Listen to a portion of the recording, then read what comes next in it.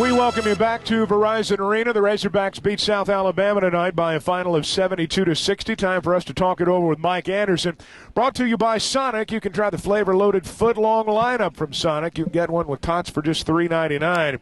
Coach, you said on the pregame, I want our offense to come from our defense, and it sure did tonight. Well, we always talk about that. Shooting's not going to be there each and every night, but you can bring the intensity on defense. And I thought in the first half we came out with some great energy. Couldn't make no shots. And in South Alabama, you got to give Coach Graves a lot of credit. They got a good team. They got a great player in Rubit, and they got some guards that can shoot the basketball. Allen, and they were making some shots early on. But I thought our defense, especially interior, because when you got a great player such as Rubit, you got to do some things to slow him down, and I thought we did. And so for our guys, hey, I told them Merry Christmas, and when y'all go home, enjoy your family, get back, and we still got some work to do. We got to clean it up on the turnovers. I thought we had a lot of unforced turnovers, but again, it was a good win for our team.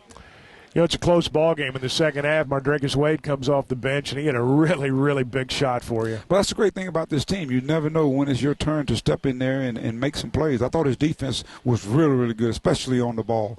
He was touching passes in the right place and playing the right way. And then he got to the free throw line, and then all of a sudden, you know, that moment arrives where we needed a big play to take place. And I'll be darned, the ball was swung to him, and without a thought. And as I told him in there, you hung in there. That's what I appreciate about you. You just hung in there and hung in there. And how about Landis? I thought Landis going down the stretch did some good things for us, blocking the shots, rebounding the basketball, and he made a big shot as well when we kind of got a little stagnant. Did you press more tonight maybe than you have in some of the other ball games? Well, you would think, but we didn't get a whole lot of rewards. Well, I guess we did because we actually sped them up. Right. I mean, they had some open shots, but sometimes those shots are not open when you think about it because it's a different kind of rhythm shot. Now, when they got into their half court, when they made their run, you think about what they were doing. They were kind of slowing the pace down. They were getting inside and making some penetrating and kicking it outside. But our guys rose to the occasion. When they cut it to, I guess, 3 or 4, we got to the free throw line, made some free throws when we needed to, made some key stops when we needed to, and again, got the W. Bobby Portis comes back home, 15.6 rebounds. Coach, he kind of likes the spotlight. Well, he does. I'll tell you what, he was great in the first half, got in a little foul trouble in the second half, and you said it best. You know, he likes that spotlight. The thing I like about Bobby is that as a coach, you can challenge him, and he will respond. He'll respond in a big way. I thought Kai did some good things for us, handling the basketball. Had too many turnovers, and I let him know about that there, as a matter of fact. But in the end, he made some plays. This is a team that's a balanced team.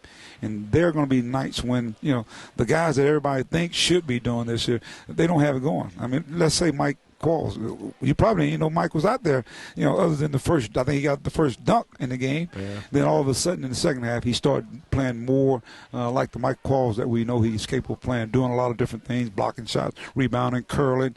And then, of course, one thing about him, he's good for a highlight or two every now and then. But he got to thank his teammates for that because I think they playing the game the right way, and it makes it fun. You don't play again until a week from tonight. You touched on letting them go home for Christmas. How do you handle this coming week? Well, it's going to be interesting. This group here, we hadn't done that with them, and hopefully these guys, when they go home, they'll do something to keep the old cardio going a little bit.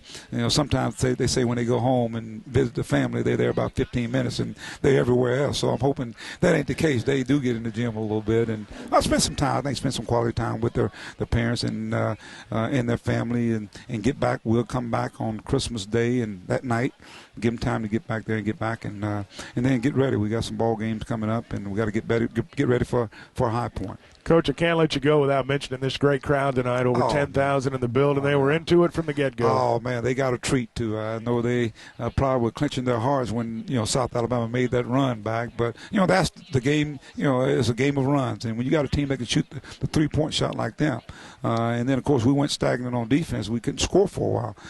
And that bodes well for they got a chance to see the Razorback a team that's I think it's a fun team to watch, and I want to thank them for coming out and wishing everybody, Razorback Nation, the fans that were here in Central Arkansas.